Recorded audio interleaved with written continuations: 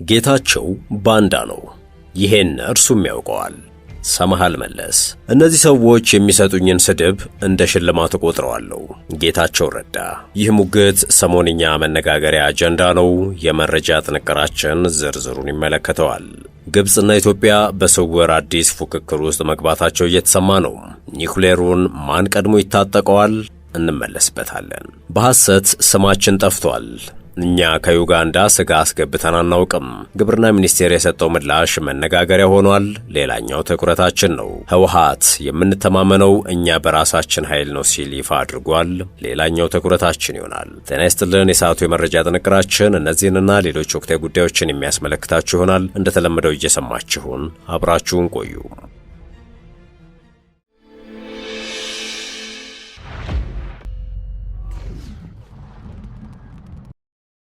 ወደ ቀዳሚው ጉዳያችን አመራን። ጌታቸው ባንዳ ነው። ይሄን እርሱም ያውቀዋል። ሰምሃል መለስ እነኚህ ሰዎች የሚሰጡኝን ስድብ እንደ ሽልማት ቆጥረዋለሁ።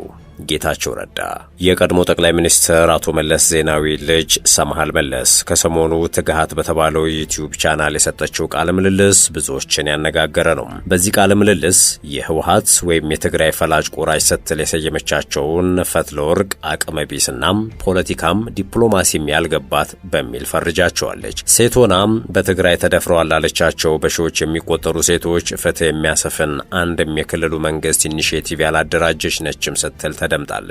ሰምሃል ሞንጀሪኖን በትግራይ ውስጥ ወሳኝ ሰው ብትሆንም ያንን የሚያንጸባርቅ ክልሉ አሊያም ህወሓት ተግባር ላይ ሲያውለው አላየንም በማለትም ሞግታለች። በጦርነት ኢኮኖሚ ውስጥ መንግስት የዜጎችን ህልውና ለማስጠበቅ ጣልቃ ሲገባ ይታያል። በክልሉ ግን እንኳን ፖሊሲናም ተግባር ምንም አይነት ውይይት የለም። ይልቁንስ ከጦርነቱ በፊት ድሃ ተኮር ፕሮግራሞች እጅግ ብዙ ነበሩ ስትል አክላለች። አሁን ያለው የህወሓቶች ውይይት ጌታቸው ረዳን ባንዳ ብሎ በተደጋጋሚ መፈረጅ ነው ያለችው ሰምሃል በእርግጥ ጌታቸው ባንዳም ትሬተር ነው ብላለች። ባንዳ መሆኑን እርሱም ያውቀዋል ያለችው በግል ስብዕናዋ በርካቶች የሚተቿት ሰምሃል ይህንን በደስታ ይቀበለዋል፣ ሊሸፋፍነው አይፈልግም፣ ለማንም ሰበር ዜና አይደለም ስትል ተደምጣለች። ሆኖም አሁን መስማት ፈልጋለሁ ያለችው አልካድንም ብለው ትግራይ የቀሩት ሰዎች ለህዝቡ የምትሰጡት ምንድነው የሚለው ጥያቄ ምላሽ እንደሆነ አክላለች። ሆኖም የጠቅላይ ሚኒስትር አብይ አህመድ አማካሪ ጌታቸው ረዳ ከሰሞኑ በተከናወነ መድረክ ላይ ከገዢው ፓርቲ ጋር በመስራታቸው እንደ ወንጀለኛና የትግራይ ህዝብን እንደከዳ እንደሚቆጠሩ አንስተው እኔ እንደውም በወንጀል መጠየቅ ያለብኝ ይህን ወንጀለኛ ቡድን በወቅቱ ባለማጋለጤ ነው ብለዋል። የፈለጉትን ታርጋ ቢሰጡኝ እንደ ሽልማት ነው የምቆጥረው ማለታቸው አይዘነጋም።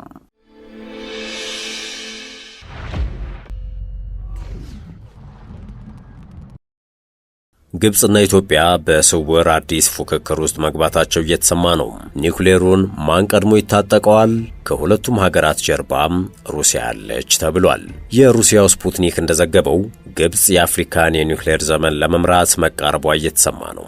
የዓለም አቀፉ የአቶሚክ ኢነርጂ ኤጀንሲ ዋና ዳይሬክተር ራፋኤል ግሮሲ ግብጽ በዚህ የኃይል ማመንጫ በአፍሪካ ትልቁ የኒውክሌር ኃይል ለመሆን ተቃርባለች ሲሉ በመጠቆም በኤልዳባ የኒውክሌር ጣቢያ ሁለተኛ የኃይል ዩኒት ተከላ ስነ ስርዓት ላይ ተናግረዋል። የሮሳቶም ኃላፊ አሌክስ ሊካቼቭ በበኩላቸው የዚህ ፕሮጀክት እጅግ ጉልህ ውጤት ለግብጽ ኢኮኖሚና ለኢንዱስትሪ ልማት አዳዲስ እድሎችን ማምጣቱን መሆኑን ጠቅሰዋል። የሁለተኛው የኃይል ዩኒቲ ግንባታ በተያዘለት የጊዜ ሰሌዳ መሰረት እየተከናወነ እንደሚገኝም የዩኒቱ ግንባታ ኃላፊ ሚካኤል ሰያትኪን ለስፑትኒክ ተናግረዋል። የኢትዮጵያ መንግስት ለወደፊቱ የኒውክሌር ኃይል ፕሮግራም የሚያስፈልጉ ተቋማዊ፣ ቴክኒካዊና የቁጥጥር አቅሞችን ለመገንባት ከተለያዩ ዓለም አቀፍ አጋሮች ጋር ያለውን ትብብር አጠናክሯል ተብሏል። የመንግስት ባለስልጣናት የኒውክሌር ኃይል ለረጅም ጊዜ የሀገሪቱን የኃይል ምንጮች ለማስፋፋትና እያደገ የሚሄደውን የኤሌክትሪክ ፍላጎት ለማሟላት አስፈላጊ እንደሆነ ይገልጻሉ። በሌላ በኩል ግብጽ በተግባራዊ አፈጻጸም ረገድ ከኢትዮጵያ በእጅጉ ቀድማለች። ከሩሲያ መንግስት ጋር በትብብር እየተገነባ ያለው የኤልዳባ የኒውክሌር ኃይል ማመንጫ ፕሮጀክት በጥሩ ፍጥነት እየሄደ ነው ተብሏል። የሀገሪቱ የመጀመሪያ የንግድ ኒውክሌር ኃይል ማመንጫ እንደሚሆንም ይጠበቃል። ባለሙያዎችም ሁለቱ ሀገራት የሚያካሂዱትን እንቅስቃሴ በይፋ የኒውክሌር ፉክክር ብለው ባይገልጹትም ሁለቱም የኃይል ዋስትናን ለማጠናከር የኢኮኖሚ እድገትን ለመደገፍና የቴክኖሎጂ አቅማቸውን ለማሳደግ ሰላማዊ ኒውክሌር ፕሮግራሞቻቸውን በከባዱ እያስፋፉ መሆኑን ይጠቁማሉ። ተንታኞች እንደሚሉት ኢትዮጵያ አሁንም በእቅድ በተቋማት ግንባታና በሰው ኃይል ልማት ደረጃ ላይ ስትገኝ፣ ግብጽ ግን ወደ ትልቅ የግንባታ ምዕራፍ ተሸጋግራለች። ይሁን እንጂ ኢትዮጵያ በቅርብ ዓመታት የወሰደቻቸው የፖሊሲ እርምጃዎችና የዓለም አቀፍ ትብብሮች ወደፊት የኒውክሌር ኃይልን የሀገራዊ ልማት አካል ለማድረግ ያላትን ቁርጠኝነት የሚያሳዩ ናቸው ተብሏል። ጥንቅራችን እንደቀጠለ ነው። ህወሓት የምንተማመነው እኛ በራሳችን ኃይል ነው ሲል ይፋ አድርጓል። ህወሓት ኤርትራና ሱዳንን ያካተተ ጥምረት ፈጥሯል በማለት ጠቅላይ ሚኒስትር አብይ ያቀረቡትን ክስ ውድቅ አድርጓል። ቡድኑ ከየትኛውም የውጭ አካል ወታደራዊ ድጋፍ እንደማይፈልግና በራሱ ኃይል እንደሚተማመን ገልጿል። ይህ ምላሽ የተሰጠው ጠቅላይ ሚኒስትር አብይ አህመድ ባለፈው ማክሰኞ ለህዝብ ተወካዮች ምክር ቤት በሰጡት ማብራሪያ ላይ ሱዳን፣ ህወሓትና ኤርትራ በጋራ እየሰሩ መሆኑን በመጥቀስ ይህንን ሁኔታ እንደ አውሮፓውያን አቆጣጠር በ1991 የደርግ ስርዓት እንዲወድቅ ካደረገው ጥምረት ጋር በማመሳሰል ከሰጡት አስተያየት በኋላ ነው። ጠቅላይ ሚኒስትሩ ይህንን ጥምረት በኢትዮጵያ ሉዓላዊነት ላይ የሚያመጣው አደጋ የለም ሲሉ ተናግረዋል። ነገር ግን ስማቸውን ያልጠቀሷቸው የውጭ አካላት ከጀርባ ሆነው እየመሩት መሆኑን ጠቁመዋል። ለእነዚህ ክሶች ምላሽ የሰጡት የህወሓት ቃል አቀባይ ሚካኤል አስገዶም ድርጅታቸው አብረው ተሰልፈው እንዲዋጉለት የውጭ አካላትን በፍጹም ጋብዞ አያውቅም ብለዋል። የነዳጅና ኢነርጂ ባለስልጣን በተለያዩ የሀገሪቱ አካባቢዎች በሚገኙ 12 የነዳጅ ማደያዎች ላይ የእገዳ እርምጃ መውሰዱን አስታውቋል። ባለስልጣኑ ለ15 ቀናት ባደረገው የድንገተኛ የመስክ ፍተሻ የተጠቀሱት ማደያዎች ለተገልጋዮች በሚሸጡት ነዳጅ መጠን ላይ ማጭበርበር መፈጸማቸውን እንደደረሰበት አስታውቋል። ማደያዎቹም ተገልጋዮች ከከፈሉት ገንዘብ ጋር ተመጣጣኝ ያልሆነ ነዳጅ በመቅዳት የካሊብሬሽን ደረጃውን የጠበቀ አሰራር እንዳልተከተሉ ተረጋግጧል ተብሏል። በዚህም መሰረት ባለስልጣኑ በነዳጅ ማደያዎቹ ላይ ከወር እስከ 2 ወር የሚደርስ የእገዳ እርምጃ ወስዷል። ከአጠቃላይ ማደያዎቹ መካከል 5ቱ ለ2 ወራት፣ ቀሪዎቹ 8ቱ ደግሞ ለ1 ወር ከስራ ታግደዋል ነው የተባለው። የኢትዮጵያ ነዳጅ አቅራቢ ድርጅትም ለእነዚህ ማደያዎች ነዳጅ እንዳያቀርብ መመሪያ ተሰጥቷል። የታገዱት ማደያዎች በአዲስ አበባ፣ በኦሮሚያ፣ በአፋርና በድሬዳዋ ክልሎች የሚገኙ ሲሆን ከነዚህም መካከል እንደ ኤንኦሲ፣ አልፋ፣ ተባረክ፣ ኢንጂን፣ ቶታል፣ ግሎባል፣ ፈለገ ጽዮን፣ ኦዳና የሺ ያሉ የነዳጅ አከፋፋይ ኩባንያ ማደያዎች ይገኙበታል። የነዳጅና ኢነርጂ ባለስልጣን እንደገለጸው ማደያዎቹ እገዳው ሲጠናቀቅ በቀጥታ ወደ ስራ አይመለሱም። ይልቁንም በእነርሱ ላይ የተወሰደው የእገዳ እርምጃ እንዲነሳ ከተፈለገ በቅድሚያ የካሊብሬሽን ችግሮቻቸውን ማስተካከል ይጠበቅባቸዋል ብሏል።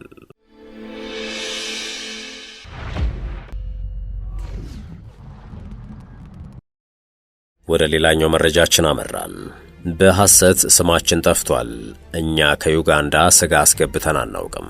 ግብርና ሚኒስቴር ከኡጋንዳ የተቀነባበረ የበሬ ስጋ ወደ ኢትዮጵያ እንዲገባ የተሰጠ ፍቃድም ሆነ የተደረገ ስምምነት የሌለ መሆኑን የግብርና ሚኒስቴር አስታውቋል። ኡጋንዳ በንግድ ስምምነት የታገዘ የተቀነባበረ የበሬ ስጋ ምርቷን ለመጀመሪያ ጊዜ ወደ ኢትዮጵያ መላክ ጀምራለች በሚል በተለያዩ መገናኛ ብዙሃንና ማህበራዊ ሚዲያዎች እየተሰራጨ ያለውን መረጃ አስመልክቶ የግብርና ሚኒስቴር ማብራሪያ ሰጥቷል። ሚኒስቴር መስሪያ ቤቱ በኡጋንዳ በኩል ለተባለው ጉዳይ የተሰጠ ምንም አይነት የገቢ ንግድ ፈቃድም ሆነ የተደረገ የሁለትዮሽ ስምምነት አለመኖሩን በይፋ አስታውቋል። በግብርና ሚኒስቴር የእንስሳትና ዓሳ ሀብት ልማት ዘርፍ ሚኒስትር ዴኤታ ፍቅሩ ረጋሳም ጉዳዩን በተመለከተ በሰጡት ማብራሪያ ይህ መረጃ በምን መንገድ ሾልኮ ሊወጣ እንደቻለ በውል እንደማይታወቅና ሁኔታው ለዘርፉ ትልቅ ስጋት ወይም ሪስክ በመሆኑ በጥብቅ ሊመረመርና ሊጣራ የሚገባው ጉዳይ መሆኑን አሳስበዋል። በእኔ በኩል ምንም የተሰጠ ፍቃድ የለም፣ እንደ ብራዚል የመግባቢያ ስምምነት ሁሉ የለም በኡጋንዳ ጉዳይ ላይ ብለዋል። ሚኒስትር ዴኤታው አክለውም ምናልባት ስማግል አድርገው ወይም በህገ ወጥ መንገድ ይሁን ሌላ በዚህ በግብርና ባለስልጣን በግብርና ሚኒስቴርም የተፈቀደ እንዲገባ የተደረገ ነገር የለም፣ ሌሎች አማራጮች ካሉ ማየትና ማጣራት ነው ሲሉ ገልጸዋል። ዶክተር ፍቅሩም የሀገሪቱን አጠቃላይ የንግድ አቅጣጫና የነጻ ገበያ መርህን በተመለከተ በሰጡት ማብራሪያ አፍሪካ አህጉራዊ የነጻ ገበያ ቀጠናን እየገነባች ባለችበት በአሁኑ ወቅት ማንኛውም አምራች ምርቱን እንዳይሸጥና እንዳይነግድ መከልከል እንደማይቻል አንስተዋል። እኔ ብቻ ለሽጥ የሚል አካሄድ ከነጻ ገበያ መርህ ጋር እንደማይሄድ የጠቀሱት ሚኒስትር ዴኤታው ኢትዮጵያ ማድረግ ያለባት በተቻለ መጠን የሀገር ውስጥ ምርት እንዲጨምር ማድረግ፣ የምርቱን ጥራት ማሻሻልና የሀገር ውስጥ አምራቾችን ተወዳዳሪነት ማሳደግ ላይ ትኩረት ማድረግ እንደሆነ ገልጸዋል። በዚህም መሰረት በገበያ ውስጥ ጥራቱን የጠበቀ ምርት ያመረተ ተወዳዳሪ ሆኖ የሚሸጥበት፣ ሸማቹም የፈለገውን የሚገዛበት አሰራር እንደሚኖር አብራርተዋል። በሌላ በኩል ዶክተር ፍቅሩም ከብራዚል ጋርም የተደረገው ስምምነት ለስጋ ምርት ሳይሆን ለሀገር ውስጥ የዶሮ እርባታ ግንባታ ዘርፍ ማሻሻያ የሚውል ነው ብለዋል። በዚህም መሰረት ከሀገር ውጭ እየገባ ያለው ምርት ለዚያ ማሻሻያ የሚሆኑ ወላጅ ጫጩቶችን ለማስገኘት የሚረዳ የለማ እንቁላል ወይም የጽንስ ሽል እንጂ ለምግብነት የሚውል እንቁላል ወይንም ስጋ አይደለም ብለዋል። ይህ አሰራር በሀገር ውስጥ የሚታየውን የጫጩት ፍላጎት ክፍተትን ለመሙላትና የሀገር ውስጥ ምርታማነትን በዘላቂነት ለማሳደግ ታስቦ እየተሰራበት ያለ ስራ መሆኑን ሚኒስትር ዴኤታው ጠቅሰዋል። በአሁኑ ወቅት የለማ እንቁላል ወደ ሀገር ውስጥ የማስገባቱ ሂደት በከፍተኛ ሁኔታ የተጀመረ ባይሆንም በሀገር ውስጥ የጫጩት እጥረት በሚያጋጥምበት ጊዜ ገብቶም ተፈልፍሎ ለገበያ እንዲቀርብ የሚደረግበት አሰራር መዘርጋቱን አብራርተዋል። ውድ የሸገር ታይምስ ቤተሰቦች የሰዓቱ የመረጃ ጥንቅራችን ይህን ይመስል ነበር። ስለተከታተላችሁን ከልብ አመሰገንን። በያላችሁበት ሰናይ ጊዜን ተመኘን።